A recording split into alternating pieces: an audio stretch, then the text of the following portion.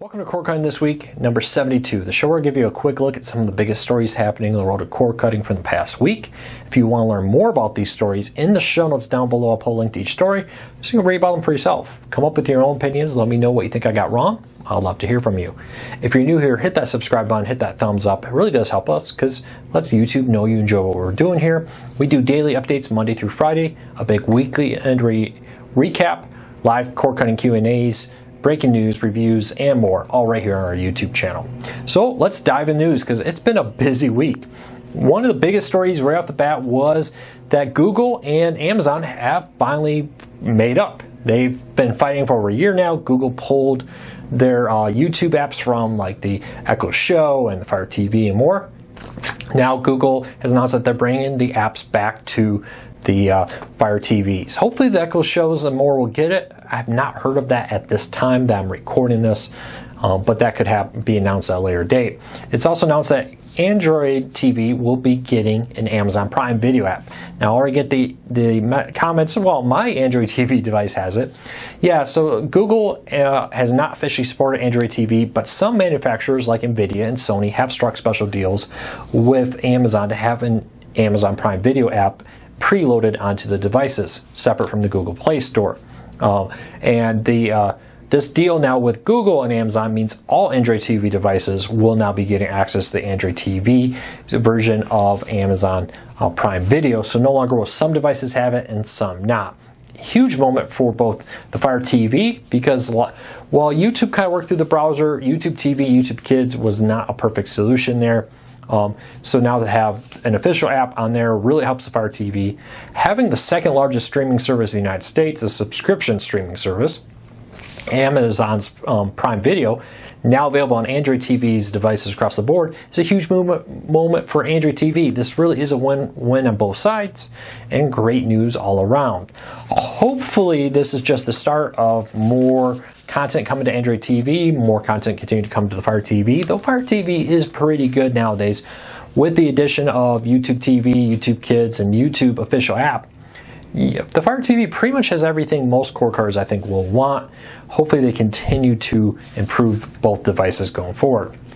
Next story up is, and quick question for you though, how important is that for YouTube to come to the Fire TV and Amazon Prime Video to come to Android TV? Is that important to you? Will that maybe change what you plan to buy? Leave me a comment. I'd love to hear from you. Next up, Hulu is buying back a 9.5 share of Hulu's from AT&T. So when AT&T bought Time Warner, they got 10% of Hulu as part of the deal. It was a non-voting minority share, but did give them 10% ownership of Hulu. Now, a couple interesting things here. At some point since AT&T bought Time Warner, that share decreased from 10 to 9.5. According to AT&T's press, they told us that came down to AT&T not participating in certain events they had to, and because they didn't, must have been some type of contract clause in there that allowed Hulu to pull it back, and that 0.5% was split between Comcast and Disney. There have been reports that Disney now owns that 9.5%. While Disney is a majority owner of Hulu, that 9.5% went to Hulu and is currently being owned from Hulu, separate from the shares of Disney and Comcast. According to Hulu, at some point in the future, Disney and Comcast will have the opportunity to bid on buying that share and owning it. Maybe it gets split. I'm sure there's all kinds of deals that will need to go in place. I'm sure there's rules in the ownership agreement that dictates how this will handle. But the reports that Disney owns that 9.5% is incorrect. At least at this moment. It's very possible that Disney will get full control of Hulu. There are reports that Disney is already in talks with Comcast to buy their share. We'll see what happens. But keep a close eye on this. I know it's a very strange situation, but Hulu is the third largest subscription streaming service in the United States. It is growing very fast. It's seen great success recently with their live TV service, larger deals with their original content. Handmaid's Tale comes back in just a couple months. So it'll be very interesting to see what happens with Hulu. And keep a close eye on this. Will Disney buy a majority share of Hulu, or will they be happy owning 60?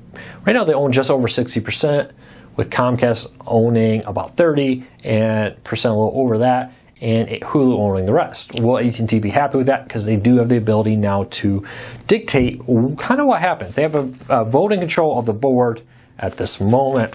Will keeping Comcast on board help them maybe keep Comcast content? I don't think it's a completely done deal that Disney's going to own a majority of Hulu here by the end of the year. I don't really see that as a set in stone, guaranteed to happen event. Could it? Very likely. Comcast needs money, just like AT&T. AT&T announced that their profits from selling their share of Hulu will go to pay off their debt from buying Time Warner and buying DIRECTV and all the other things they've been buying. Comcast just bought Sky, in another cable network, basically in the UK and Europe. They have a good amount of debt too, probably, from that deal. I'm sure they would love to maybe get that money from Disney so they can walk away from that. We'll see what happens there. But keep a close eye on that. Next up, over-the-air TV. I always get asked, Luke, I have YouTube TV, I have PlayStation View, I have Hulu. Why do I need over-the-air TV? Because there's a lot of networks that you just can't get with a streaming service out there. One of them is launching next month on May 8th, is a relaunch of the Court TV. Court TV was a very popular cable network. When they rebranded it to True TV and basically got rid of all the Court TV content over time, well, Court TV's coming back. So they bought the back catalog of all the Court TV shows and the name and the rights to it. And they're launching it as a free over-the-air network. They've been pushing this idea that it's going to be widely available, but they haven't listed a full list of all the markets that will have it yet. So we'll have to keep an eye out. But May 8th is going to be the launch date, and it goes back to one more reason why I always say an antenna is very important for cord cutting. Not only is it data cap free, you don't have to worry about data, the picture quality is amazing, and you have the ability to watch it in great HD without a delay and all kinds of features, but an antenna also gives you a lot of content you don't get from other places. This also marks a kind of watershed moment as cable networks, which were once exclusive to cable, are now saying, hey, there's a market for us, but not on cable. It's with free over-the-air TV. So it'll be very interesting to see what happens. Court TV will be still on some cable networks, just like Me TV, Antenna TV is often carried on cable networks also. But it's now going to be primarily a free over-the-air network, similar to Me TV, Comment, Antenna TV, etc. Very interesting to see if maybe other networks try to follow suit and follow this, especially with ATSC 3.0, the new over-the-air TV standard. It takes the same amount of bandwidth, but it uses it better. So in the area where maybe one channel now is, they could fit 3 or 4 channels there. So as there's room for additional channels, maybe we're going to see more networks say, hey, you know what, maybe there's not enough big enough audience on cable anymore with the dwindling cable subscribers, but as an ad-supported network over the air, maybe there's something there for us. So my question to you is, what failed or maybe very small cable network, let's be honest here, ESPN is not going to go tomorrow and become a free over-the-air network. Just not happening. But what about like a G4? Maybe some of those other smaller ones. Maybe the Cooking Channel or some of the other tinier cable networks out there. Maybe the ones that failed like G4 will come back. I'd love to hear from you. Which ones would you, that have failed and are no longer around would you like to see come back? Which small cable networks would you like to see as a free over-the-air network? And again, let's be realistic. The Disney Channel is not going to do it. Fox News is not going to do it anytime soon. And ESPN, is, for example, is not going to go as a free over-the-air cable network anytime soon. Maybe ESPN News, maybe a smaller ESPN News one. ESPN News currently is struggling. They're basically now airing a lot of their ESPN radio stuff on ESPN News during the day. Maybe that becomes one. That I could see that maybe as a possibility. But the bigger ones like CNN, MSNBC, Fox News, probably not this moment. But I wouldn't be surprised down the road if cable networks keep developing, if news networks maybe look as over-the-air TV as a way to grow audience. So I'd love to hear your thoughts on that. Next up, HBO says the Game of Thrones Season 8 premiere was the most streamed event in the history of HBO. HBO Now over the weekend of the premiere had over 300,000 downloads of their app. And it smashed all records when it came to streaming. And it shows one more time that more and more Americans are preferring the streaming. More and more Americans are saying, hey, Game of Thrones, I want it, but I'm not interested in paying for HBO year-round. I'll get HBO Now when Game of Thrones comes out. When Game of Thrones is over, I'm gone. And this is an increase in change in the way people watch TV. This idea that you get it and you pay for it all year seems to be gone. This appointment TV is very interesting. What happens to HBO when Game of Thrones is gone? Are they going to have that next big show that makes people subscribe to HBO now? Or will the numbers of HBO dramatically drop once Game of Thrones is gone? AMC is another one.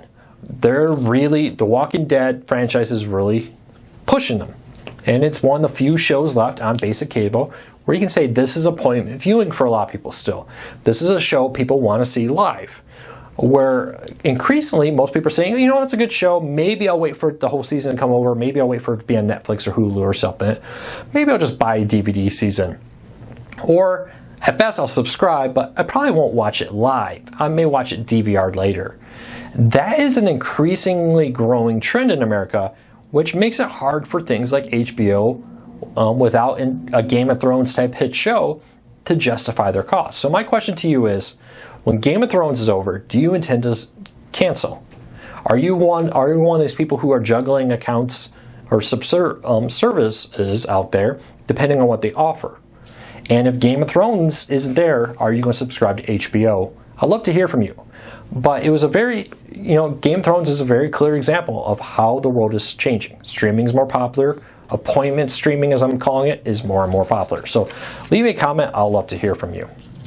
Next up, and one of the things that could have the biggest impact on the world of TV going forward, CBS and Viacom have announced it's been reported that they are once again in talks for a merger. These talks for a merger have been going on and off for over a year now.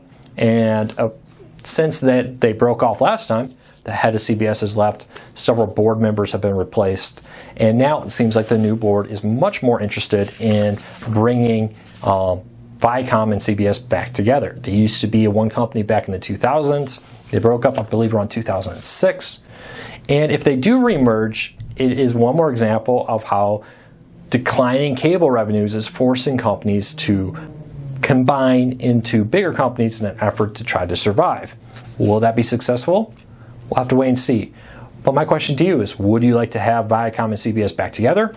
Or are you worried that will actually be bad for cord cutting? Leave me a comment. Tell me why, though. Not just what you think, but why. And the last story of the week, and this one may seem about a story about DIRECTV Now and the NFL Network, but I think it's bigger than this. AT&T has announced that Uverse TV and DIRECTV Now will have lost the NFL Network. For some strange reason, it's still on the list. When you watch it, you get a message that this channel is no longer available. According to reports that came out later in the week, AT&T did not tell the NFL that they intended to drop DIRECTV or drop the NFL Network from DIRECTV Now. It just did it. Apparently, AT&T and the NFL are in talks about Sunday Ticket because the NFL wants a more streaming version. They have it out that they could pull back rights for starting in the 2020 season to sell the NFL Sunday Ticket, maybe direct in a NBA Season Pass-esque or MLB.TV manner, or they could sell it off to pretty much anybody. Maybe Comcast could offer it, and so on. According to reports, AT&T trying to play hardball to try to keep the Sunday Ticket as an exclusive for DIRECTV through AT&T. Keep a close eye on this because this could be a hint at what's going to come. Sounds like the NFL may be, and they've been talking about it, becoming more and more cord cutting friendly. Already, most of the games in market are available with an antenna. But if you can get the out-of-market games with the NFL Network, that's with the NFL Sunday Ticket, without a cable subscription, that's a huge blow. Sports is one of the main reasons that cord cutting survives the way it is, or cable does in the face of cord cutting. Without sports, without the NFL Sunday Ticket, DIRECTV, how many people are they going to lose if they don't have the Sunday Ticket anymore? I'm sure AT&T bought DIRECTV with one of the things that they wanted was the fact that it had the Sunday Ticket contract. It will be interesting to see what happens here.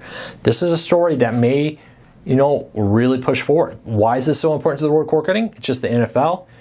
Where the NFL goes, other sports networks go pretty quick. You already have the MLB.TV, you already have NBA League Pass and more. But if the NFL becomes very cord cutting friendly, that domino effect could force MLB to become more cord cutting friendly, could force NBA to become more cord cutting friendly, both of which have been becoming more and more cord cutting friendly. But the if the big one, and the NFL is still the biggest streaming service, biggest sports network out there, driving cable subscribers, that would drag a lot smaller sports along for the ride and forcing them to say, hey, you know what, cable is just not what it used to be. So keep a close eye on that. I'd love to know what you think, though. How much would you pay for NFL Sunday Ticket as a subscription standalone service? It's not cheap, even with DIRECTV, but hey, now you wouldn't need DIRECTV to get it. Leave me a comment, let me know. I'll love to hear from you. All right, everybody, that's it for today. I hope you have a fantastic Easter, no matter what your religion may be or what your beliefs were. I hope you have a great weekend. I hope that you have a fantastic week. I will see you back on Monday, right back here for our daily cord cutting recap show.